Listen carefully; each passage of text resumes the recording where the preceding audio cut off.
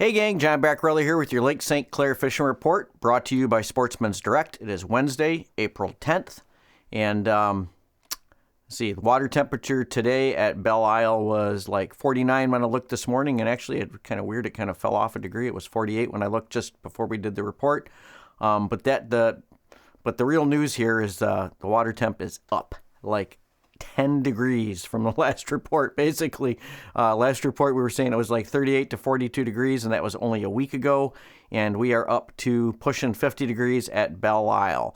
And I'm going to guess that the water temp in and along some of the Mile Road areas is probably in the low 50s, in places like Muscatmoot with a darker bottom, and back in places like the Lake St. Clair Metro Park are probably in the 50s as well. So that's just what happens with that sunshine.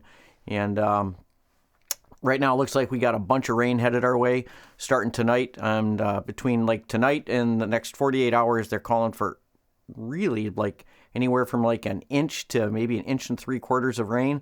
So we'll see if we actually get that or not. And then it's going to be followed by a north wind. And that north wind, combination north wind and all that runoff on the Canadian side and then pumping those fields out is going to put a bunch of dirty water coming down headed towards that Detroit River probably for the weekend. So just bear that in mind, that that Canadian side over there is either going to have a really good mud line or it's going to be really dirty and you're going to be over on the American side. Now, the American side looks like with those conditions, we'll probably just get some good color in the water and it should still be fine. But right now it's looking like that this weather pattern coming up is going to really, really dirty things up over on that Canadian side.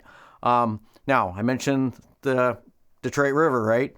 And if you're doing anything on social media, or if you're anybody that fishes or have any friends that fish, you got to know that the walleye bite is on absolute fire right now in the Detroit River. So a lot of my buddies are like basically done in one drift unless they want to play catch and release, you know, all day long. But one drift right now, for in a lot of cases, is all it takes, and one and done on, you know, 3 and 4 man limits on these boats. So my buddy Isaac Hanna was out pounding some big fish over the last couple of days, and he generally releases these big fish.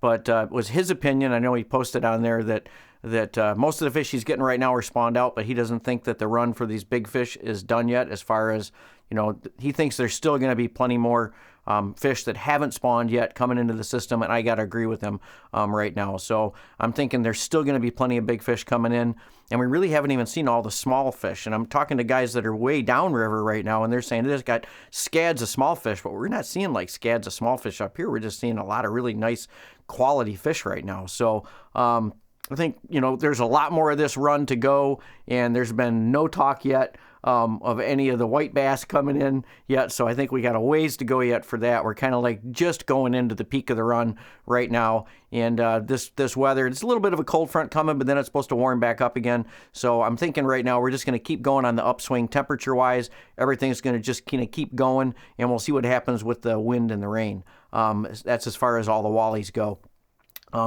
As also checking out online, you guys know I have certain people I like to follow out there, and I was watching Jerry Toner was out there too, and she was banging some big fish out there, and everybody on her boat got a limit, and I think that's pretty much going around for everyone. Talking with an old friend, Ryan Terazagi, used to be RJT Jigs, if you guys remember him.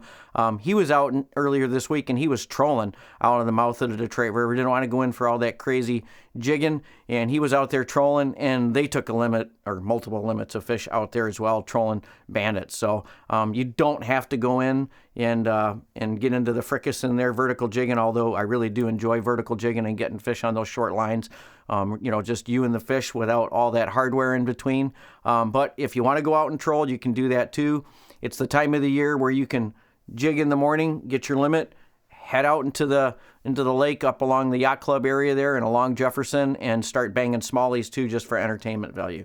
So we're really going into that part of the season right now. The smallies are going to be kind of transitioning in and out. Other than places like Muscatmoot that may warm up really fast and hold fish. But you're going to start to see fish moving in and moving out, and it's going to be just kind of a daily thing. You're going to have some deep fish staging. You're going to have fish going in shallow, checking things out. And the water conditions are great right now as far as as far as temps. So they got nothing that's going to push them out. So you can expect to have just fish kind of all mixed in all over the place. So a lot of you guys are going to be fishing probably based on water clarity here very soon. So, and temperature is not going to be nearly as big of a factor. The perch bite has definitely slowed down on the American side, and I think a lot of that's too is just because of a lot of the guys that were perch fishing were fishing from shore. I think if you get out there in the boat, you can still track down schools of perch. I believe a lot of these fish did spawn during that last cold snap we had when they weren't under a lot of pressure from us fishermen, but I'm sure there's still a lot more fish on the American side that haven't spawned out and are still schooled up. And even the ones that have spawned out are still going to be pretty hungry. Now, I do know guys that are going over on the Canadian side right now, and they are banging the perch over there. And those fish definitely have not spawned yet, or are they're beginning to spawn. But the bite over on the Canadian side is definitely hot for perch if you want to go do that as well. There's also been a good bluegill bite going on over at Selfridge that I'm hearing from guys. And I would imagine there's going to be a lot of panfish activity with the warm-ups, even in and around Metro Marsh and all the canals. And another friend of mine, Wayne Macklin, was out, and he was chasing down the crappies. So he was taking a break from bass and walleye, and he went into the canals in and around our store there around the Metro Marsh area and banged a beautiful limit of crappies. And I know he was using some of that side imaging technology to track down fish, but he found multiple schools of active fish. So if you want to get out there, and if you're going to go do that, I would do it pretty quick, because once these boats get in all these canals, and that's going to really start happening here as we progress through this month and then going into May. A lot of folks are going to be dropping their boats in, and they're going to be all anchored up and moored up in the boat wells and along the shoreline in these different canals, and that's going to dramatically affect your ability to get in there and access a lot of these panfish. So if you really do want to target panfish, now is the time to do it. If you wait too long, you're going to be contending with all the boats that are going to be in the marinas and canals. So that's just the way it goes, and then you'll have to wait till fall till they all come back out. So there's that going on. And I did talk about the smallies, right? So, when you guys hear me say 49 degrees, it should be like ding, ding, ding. And that is for me, for smallies. When we hit 49 degrees, that's the activity level just goes up exponentially on these fish. I already talked about it. These fish are going to be coming in, going out. Places like out in front of 9 Mile, down in the Mile Roads, along the shoreline here at Metro, up on the north end of the lake as well. I mean, the smallie bite is going to go, and it's going right now. So pick your weather pattern that you want to fish and plan accordingly. But it is game time now for smallies here on Lake St. Clair. Let's see. With that rain coming, I should mention this. You guys that are cat fishermen, you ought to get really excited because that mouth of that spillway, that ding ding sound is going to be the dinner bell for the kiddies because they're going to come in there in force. And although with the rain that we have coming, if we actually do get between an inch and 1 3/4 of rain, you're probably going to fish the very beginning when that water flow really kicks in, and then maybe in a few days after it goes down. Because if we get that much rain, we're going to have flood level coming out of the spillway, and you won't be able to fish at all for a couple of days. So you're going to want to be there early. Like if we get rain tonight, I'd be there tomorrow morning. And then after that, if we actually do get as much rain as they're predicting, you may have to take a break for a couple, 3 days because until that water flow comes down, because you'll never hold bottom and there'll be so much garbage coming out of that spillway, you just won't be able to fish. But the cats will be there, but you won't be able to get down to them with that raging torrent that'll be coming out of the spillway.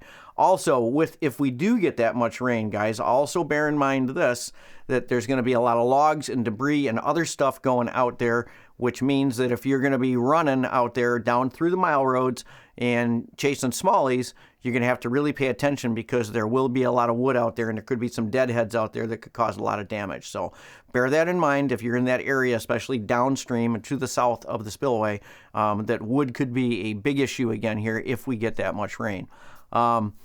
Update on the Crocker Road boat launch. Crocker Road boat launch is open as of right now. I was in there today. I drove through the parking lot. There's probably 30 or 40 vehicles and trailers in there. I have not heard any complaints now that they've done the recent dredging. I would be interested if any of you folks that are watching this video, if you have recently launched out of the Crocker launch, like within the last day or two, if you could maybe shoot me a comment, just tell me what you saw as far as water depth goes. Today was a beautiful day to do that because we didn't have any wind at all. We didn't have an onshore wind or an offshore wind, which means that that water level would be at it like it's stationary or static point, unaffected by whether that wind is blowing onshore or offshore. So I'd be very interested to hear what you guys saw as water depths in the canal and out in the mouth of the canal area going out into the lake. So just drop me a comment and let me know what you saw as far as depths goes. That'd be a great help, and for everybody else that's launching out of that ramp. One final update here. That Ultimate Walleye Derby, right now, that leading fish is still under 10 pounds. And it sounds like there was a little bit of excitement this week that somebody that was entered in the contest did weigh in a fish that was over 10, but apparently that fish got disqualified because that angler did not have his app turned on the phone when with the geo-tracking when he took that picture of that fish out on the water. They are going to be very strict on the rules for this contest, fellas. So please, if you're unsure of anything, give them a call. Their phone numbers are there on the site, and they are incredibly responsive to any questions. And read those rules. Make sure that you've got your phone with the geo-tracking and everything on it when you're out there fishing. Make sure you use that, and as the rules call for you to do, when you take that picture. And they're just gonna be very strict, and I think everybody will appreciate that after all of the craziness we've had in the last couple of years with tournaments and so forth. And so just make sure you're following the rules on that, guys, right to the letter of the law, and we shouldn't have any problems. And I'm heartbroken for the guy with that 10.5 pound fish and getting disqualified. I know exactly how he feels. We had something crazy like that happen with me and my buddies many years ago over at the Toronto Star Salmon Derby over there. We caught a huge steelhead. It stayed as the port record for the longest of times, and not all of us on the boat had a ticket for the contest. And when we went to weigh the fish in, we found out. And again, we thought we just needed one ticket. And so anyways, moral of the story is we lost. I think back then it was like a Chevy Blazer or something that they were giving away for the biggest steelhead. And we would have walked away with that by a long shot with that huge steely we caught. But anyways, so we were heartbroken, but rules are rules, and it's just part of the game. So with that said, with the big warm up coming and all the hot fishing going on out there at Lake St. Clair. Hey gang, if you like our content in the store, hit the little subscribe button and the bell icon, and you'll be notified as soon as we put out new stuff.